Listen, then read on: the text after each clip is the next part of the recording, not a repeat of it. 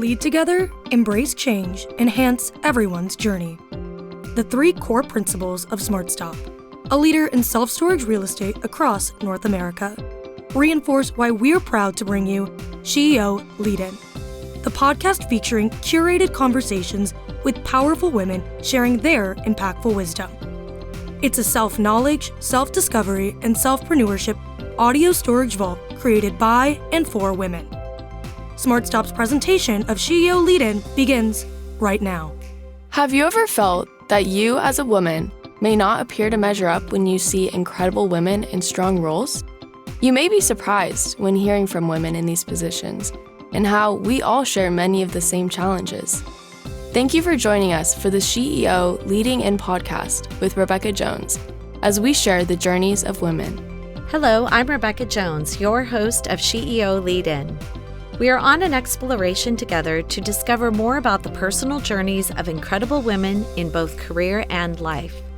We all have paths to share that sometimes take incredible turns, deep resilience, and courage to navigate. My hopes are that the challenges shared here encourage women to take leaps of faith and growth when a journey feels too difficult or unachievable. There is great strength deep within each one of us. These stories are meant to share the ways strong women have taken their dreams to strive and thrive to new heights, despite their sometimes rocky paths, and found a way to lead in. Today we're here with Shelley Zimmerman, the former chief of police for the city of San Diego. How are you today? Oh, fantastic. And thank you very much for having me on your podcast here. Yeah, very excited to hear your story because there are a lot of interesting parts of it. What actually made you want to be in law enforcement in the first place, and how did you get there? Well, I'll tell you, thanks for asking that. So, I grew up in Cleveland, Ohio. So how does someone who grows up in Cleveland, Ohio, end up being the chief of police of the San Diego Police Department? Well, I'll tell you is that, I believe that the journey through life is rarely a straight line. There are going to be many twists and turns, and I believe you should embrace those twists and turns because they could lead you to places you never imagined were possible. A football game changed my life. A football game?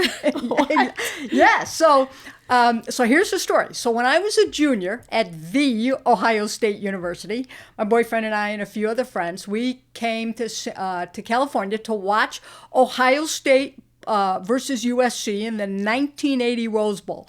I will tell you is that Ohio State lost that game in the national championship by 1 point when Charles White scored a touchdown with 23 seconds to go.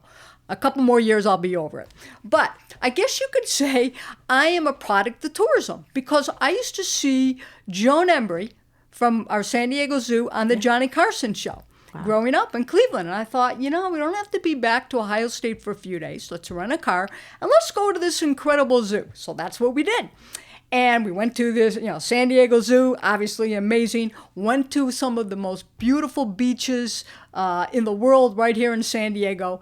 And I made a decision right then and there that I had shoveled my last driveway. So returned to Ohio State, graduated, and jumped on a plane with $200 in my pocket, one suitcase on my guitar. When I got off the plane in San Diego, I didn't know anyone. I didn't have a job. I didn't even have a place to stay. And I used to tell people, don't worry, as your chief of police, I plan much better now. Yeah, that's good. My gosh. So my dad was a trial attorney in Cleveland, and I always thought that I would go to law school and follow in his footsteps. And that's what I still thought what I would do now out here in San Diego. Now, I put myself through Ohio State, so I knew I was going to have to put myself through law school. And I saw that the San Diego Police Department was hiring. So I thought, wow, what better way to help pay for law school? I'll become a San Diego police officer and then work and then, get money and then be able to go to law school. But from day one, I fell in love with being a San Diego police officer, never went to law school, and 35 years later, I retired as the chief. Now, I will tell you, Rebecca, that there are thousands of reasons why I loved being a San Diego police officer, but I'll give you one right now.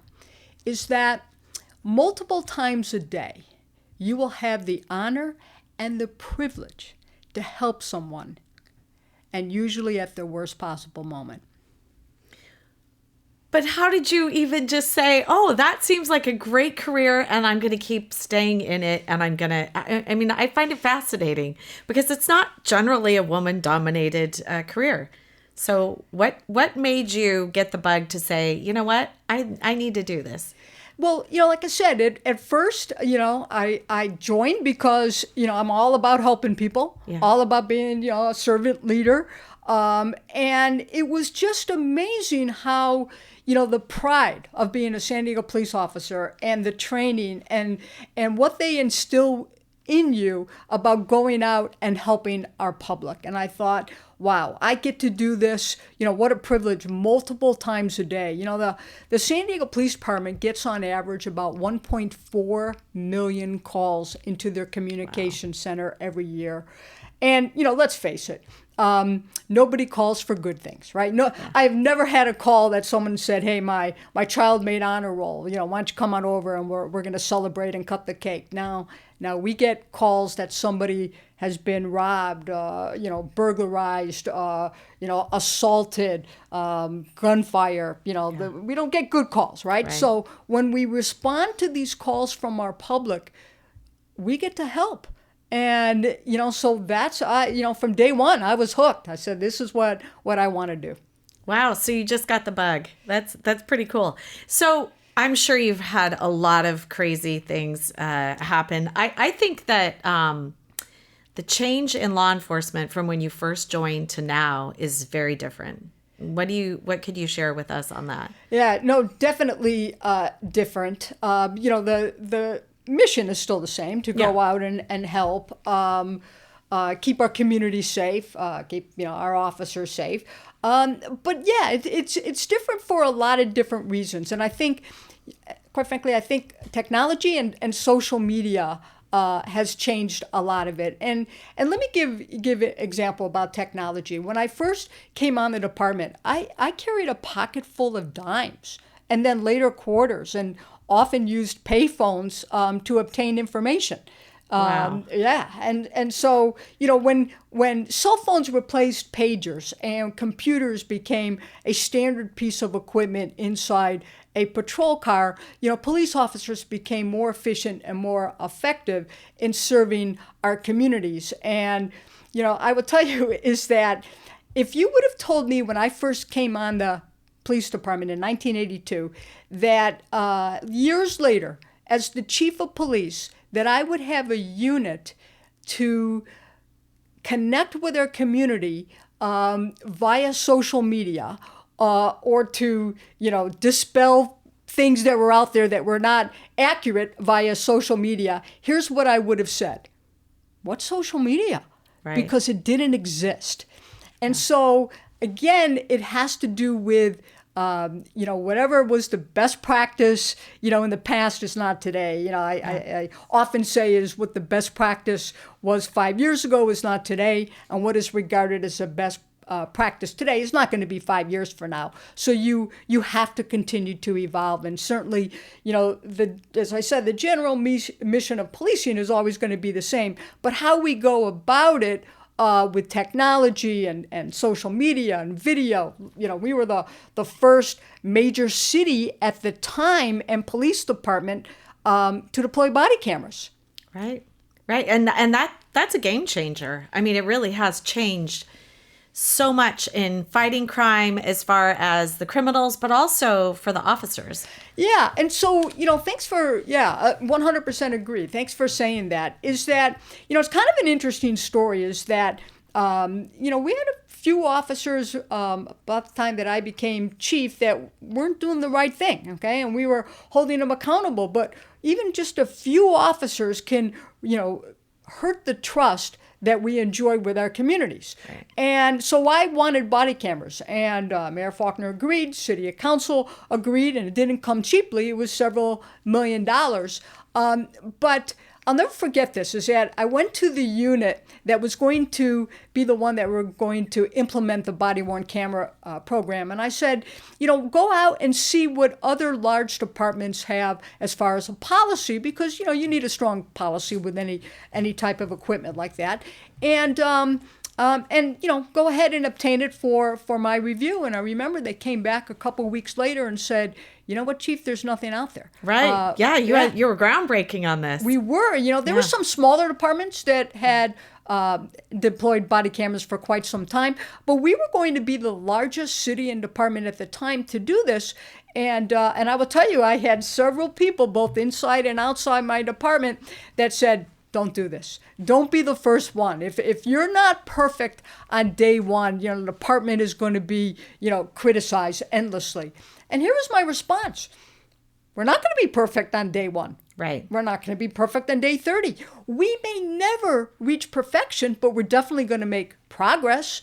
And what was interesting, too, is that, I always had an open door policy. And, there was officers, some that came and said, Chief, don't you trust us? Why are you putting a camera on us? And I said, of course I trust you. That's exactly why I'm putting a camera on you. I said, there's no doubt in my mind that 99.99% of the officers are every single day are doing their job, phenomenally with courage and dedication and commitment and honor. And the camera was going to show that. And quite frankly, the very few that weren't doing that, we want to know about that too. So I want to ask about gender just a little bit. So you're the first woman to serve as chief in San Diego. Correct. That's a woman. So have you ever felt that you've gotten pushback, that there was an issue with that some of the men didn't look at you like maybe you were the chief, or talk a little bit about that? Yeah, and I would tell you is that I'm not naive enough to think that everyone had my same experience as a woman. But, the San Diego Police Department, I'm proud to say, has always been a very progressive police department. Yeah. If you can do the job, you get to do the job. So I did not feel that I had any pushback whatsoever. Well, it's probably because you were also with the organization for so long. That could be, but again, I'm not naive enough to think that everybody had that same experience as a woman on our department or other departments. But, San Diego PD is just, I'm proud to say, has always been progressive. And, quite frankly, I stood on the shoulder of giants, of other women that were on our department that really trailblazed. And because of them, I was able to obtain whatever I obtained. But nobody does anything by themselves. And, what's interesting is that I had been on the department about 14 years, back working narcotics, undercover, and it was a male lieutenant at the time in charge of the narcotics unit that came to me and said, "Hey, Zimmerman, you've been eligible to take the sergeant's test for many times now. You need to take it this time." And I'm like, well, why would I do that?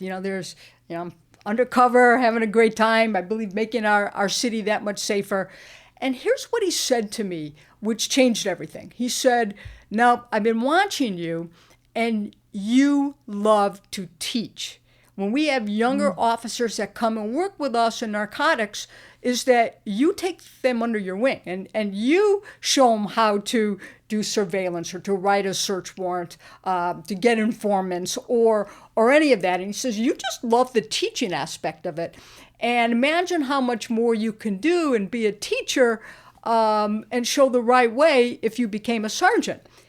And I remember thinking to myself, that's what gave me pause. And that was really the first time that I started to really seriously think about it. And I studied and did well on the test, did well in the interview, and next thing you know, I'm a sergeant. And that really started the, on the way to promotions to chief. So let's talk about mentors, because it seems to me that was probably an encouragement that you really needed so you could see in yourself what maybe others already saw. That is completely true. And I think that's so important is that, again, this happened to be a male lieutenant, but that's, some of the things that I believe in is that it takes everyone, male, female on an department. We need to go find individuals that, for promotion or for other assignments that they may not have even done themselves or even thought about themselves. And I think that's important to reach out to those individuals. And it could be on the police department or in any organization, is to go out there And, there's just great talent often within your organization. And so sometimes they just need a little pestering, a little nudge, because they may not realize something about themselves that other people have seen. Yeah, let's pick up on that in just a minute. We're going to take a quick smart stop and hear about our amazing sponsor. SmartStop knows the winning connection is when we elevate success together.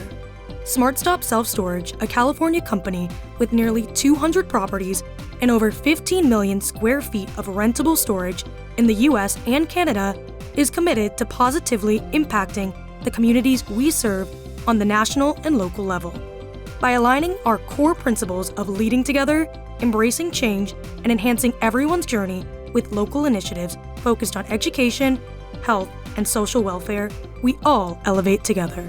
Through financial and strategic partnerships with nonprofits and prestigious organizations such as Cloudcast Media, Arrow McLaren IndyCar, Breast Cancer Research Foundation, Wounded Warrior Project, USC Athletics, the Brampton Steelheads, MMA fighters and boxers, and other unique athletes, we aim to foster a sense of unity and pride within the communities we serve, creating a shared identity and generating a positive atmosphere. To learn more about our core values, our locations, and career opportunities, please visit us at smartstopselfstorage.com. SmartStop, elevating success together. Don't you think, too, that it's good to have both men and women at a table in leadership? I think that there are different aspects that everyone has that's a little bit different, and I think that's how you make a great team. Oh, 100%. I think you talk about diversity. You want to get diversity of opinion, and certainly having women and men that are both there. And we look at things differently. That's our upbringing and everything else, and we look at things differently. So I think that's incredibly important. It's sometimes you hear, as a woman you need to go out there and find other women. I'm like, we all have that responsibility to find the best person, a woman or a man. Right. You want to make the organization better. It takes everyone. Qualified. Correct. Qualified. Okay, so you have a sign on your desk. Could you tell us what that is and what it means to you? Sure. So when I became chief, I put a sign on my desk that said this: "Bad news welcomed here." And I believe that as the chief of police or a leader of any organization, that you have to create a culture where your personnel, who are your most important resource, by the way, feel comfortable to tell you things that are not working or ways that we can improve what is already going on. And if you don't do that, I think that, quite frankly, that you're a failure as a leader. So I have a question. When you had that sign up at first, were people saying, "I don't know what that means. What does that mean?" Or I'm not comfortable in talking to you right at first. I mean, what were they thinking when they first saw that? Well, again, I had been on the department for a long time, for many, many years. So I think people knew my style is that, there's a saying, leadership by walking around, which I believe in that. Mm-hmm. So I would go out often and ask questions. I did that, throughout my entire career. But by putting that sign on the desk, and to answer your question directly, is that, did that solve every problem? Or no, of course not. So but it was a dialogue. It was an open dialogue. Exactly. So when in the open door policy and someone would walk in, nobody hesitates to tell you good news, right? They can't wait to tell you good news. Yeah. But there's a huge hesitation to tell you bad news. And I will tell you this, is that people will, when you create that culture, they will start to tell you bad news. And the first time that they do that, never, and I mean never, bite their head off, because they will never come again. And you have to understand is that when they tell you this, they have literally just brought you a gift of that bad news, a gift of improvement. Okay? An opportunity. Yeah, with every challenge comes an opportunity. Yep.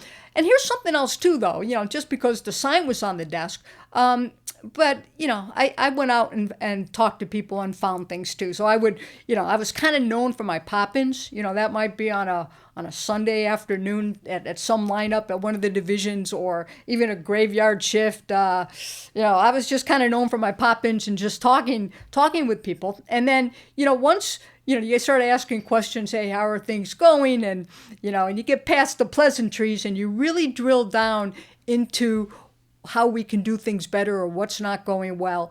That's where the magic happens, because we all have that buy-in and we all want to get better to serve, our community. So your pop-ins, that is an interesting thing. I would feel like that most of the officers or the lieutenant sergeants, everyone would probably think, when is she coming? She might show up at any time. I think kind of keeping them guessing, that's kind of interesting. Showing up on the weekends and just popping in. I love that. And, I did it because I cared. And, look, being a police officer is a very difficult job, okay? You respond to the myriad of societal challenges, everything, it's like gets put onto a police officer. And, so I care about them. I care about, their safety, care about their mental health. How can you take care of the rest of the community if we can't take care of our own personnel? Right. Professional staff, too, our dispatchers and lab personnel and so many others. It really is the team effort, and we all have to work together. And so, plus, I love just being a police officer. Like I said, loved working patrol, loved being a detective, loved working, many different assignments. And so that gave me an opportunity too to, talk about different cases, to talk about calls that the officers, went on. Number one, I cared. And number two, I was just very interested in it. How do you find balance in all of that with home and with work? Is there a way? Probably something that I absolutely failed on was the balance. Sometimes, probably. Yeah, it was, there being the chief of police is 80, 90-hour work week, and I would tell you when that phone rings at, midnight or 2 in the morning or 3 in the morning, it's never good news, okay? Right. Never good news. But, again, that's the... I didn't quite find the balance of that with the home life and then work. But then again, if you love what you do, as the saying goes, you never work a day in your life. And so I loved being a San Diego police officer. It was such an honor and privilege to be the chief of police. And so, I don't find that it was, that I missed out on anything. But I do believe, again, in the wellness. And so, again, I would get up and go for a run on the beach or ride my bicycle, whenever I could. And I believed in the physical fitness of law enforcement too, because, it's going to help you cope with everything that officers deal with. Yeah. So let's switch gears a little bit. Let's talk a little bit about what happened with technology and how that changed, but then also how things changed with some of the laws that were softened, I would say, with like Prop 46 and all that, and some of the challenges that it created and how that made law enforcement change. Yeah, so I think what you're talking about is Proposition 47, which was 47, passed back in 2014. And I would tell you, I opposed that even back in 2014. Yeah. It might have been well-intentioned, but there were so many flaws in it. And just for anybody who's listening to this, out in California, Proposition 47, they lowered theft to... if you stole under $950, that it would be a misdemeanor, but every single time. So that meant if you went in and stole under $950, the first time it got caught, it was a misdemeanor. The 30th time, it was a misdemeanor. The 100th time, it was a misdemeanor. So you start seeing these serial thieves that continue to do that, and no penalties, really, no penalties.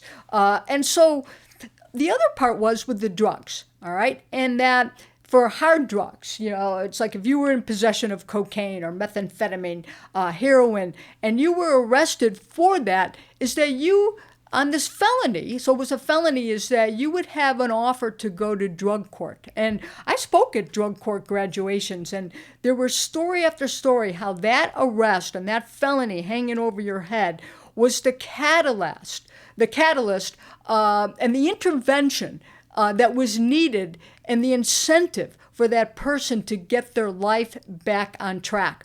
Unfortunately, with Proposition 47, it took all of that away. Drug courts literally dried up because there was no more incentive to do it because it was a misdemeanor every single time, no felony. So I've been very involved in my retirement from the police department in collecting the signatures, which we had over 900,000 signatures to place what the ballot initiative now number is Proposition 36. And so Proposition 36 now is going to increase those penalties again, and to for drug possession of these hard drugs, and made fentanyl. We've had how many overdose deaths, which is just an incredible tragedy. And it's going to make fentanyl now a hard drug, and also give warning that if you're selling these hard drugs, you're selling this fentanyl, and someone dies, that you can be held accountable for their death. And so again, it puts in a mandated treatment to get people for their lives back together. And same thing with theft again, if you steal on the third offense then you will be held accountable for a felony. So it puts increased penalties back for possession of hard drugs, selling of fentanyl, and then also for the serial thieves and organized retail theft. And so I'm just going to say it. I encourage everyone to look into it, but we need to change that, and that would be a yes vote on Prop 36. So do you think that's going to help at all with the homeless situation? Yes, definitely. I would tell you is that, the increase in homelessness, if you go back to when this passed, Proposition 47, 10 years ago, there's a direct correlation, with the increase in homelessness. So many of our homeless have mental health, drug addiction issues, and I will tell you, it's all intertwined. If you want to talk a little bit about homelessness too, is that, I've spent a lot of time as a police officer, dealing with our homeless population, and still do. Matter of fact, I still go out and talk to a lot of the homeless individuals. And, I talk about it in three ways. Now, everybody has their own individual story, how they became homeless, but I think it generally falls into this: the have-nots, can-nots, and the will-nots. The have-nots are individuals that they just don't have enough. Maybe they had a medical issue. Maybe, their rent increased. Maybe they lost their job, and they just don't have enough. And as a society, I believe that we have to do everything that we can to help the have-nots. And then you have the can-nots, and that is the largest percentage of the homeless population that's out there, in my opinion. And those are individuals that just cannot function. They cannot function because of their drug addiction and or mental health issues. And I believe that as a society, we must intervene for their own health, safety, and welfare, and the health, safety, and welfare of the public at large. Right. And then the last category is the will-nots, and those are individuals that just don't believe that the rule of law applies to them. They can do whatever they want, whenever they want, wherever they want, and we must enforce the rule of law onto these individuals. So moving forward, we changed the laws. Do you think there will be a change, though, as far as getting people off the streets, being able to, definitely, I think if you look back historically, it does repeat itself. When you change things and you think you're going to have a different outcome because we're being what some people call compassionate, allowing people to stay on the streets. In my opinion, that's not really compassionate. It really is very hurtful to see people living like that. Do you think that we will be able to make a significant difference? Absolutely. When Proposition 36 passes, and it looks like it's going to, again, almost a million people, signed to put it on. People have had enough. You can't even walk into a CVS store in 5 minutes because you have to get somebody to open up locked. Get your shaving blades. A bar of soap or whatever you need real quick. Yeah. So I really think that it will. And, you have to hold people accountable. Lowering crimes without holding people accountable does not work for so-called lesser crime, nor would it work for, more serious crime. And I will tell you, people that commit more serious crime also commit lesser crime too.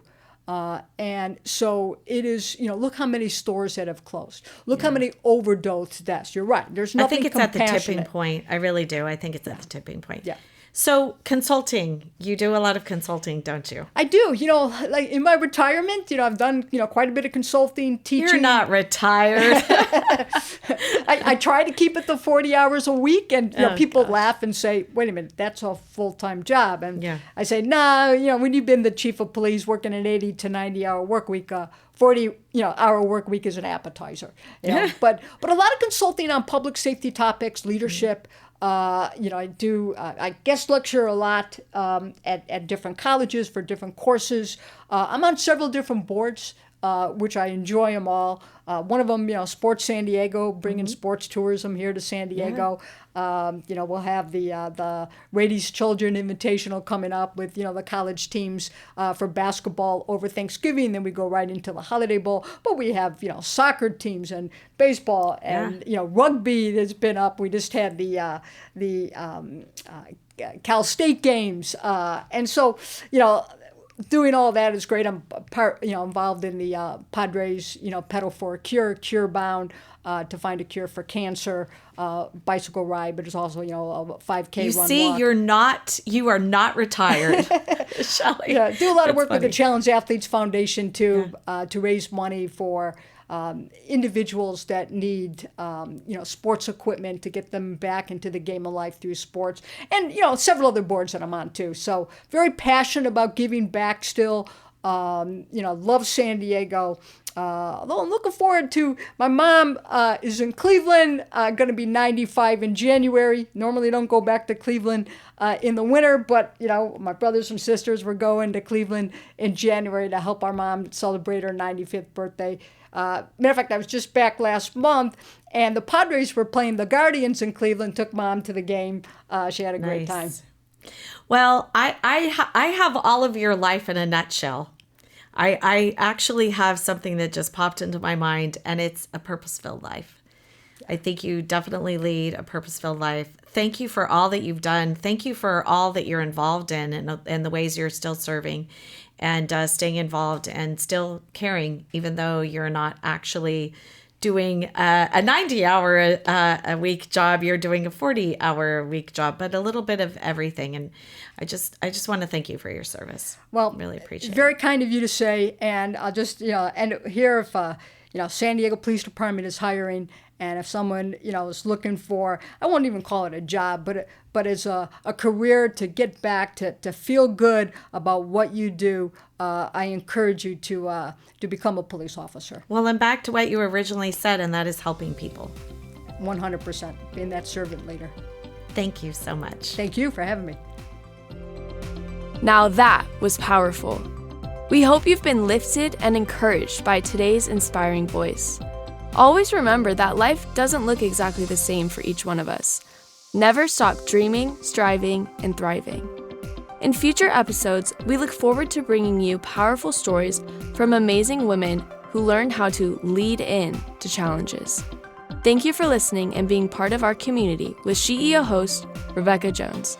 The incredible curated SheEO conversation you just enjoyed was brought to you by SmartStop, a leader in self-storage real estate and a company that upholds its core principles of leading together, embracing change, and enhancing everyone's journey. To learn more about SmartStop, please visit smartstopselfstorage.com. Cloudcast Media.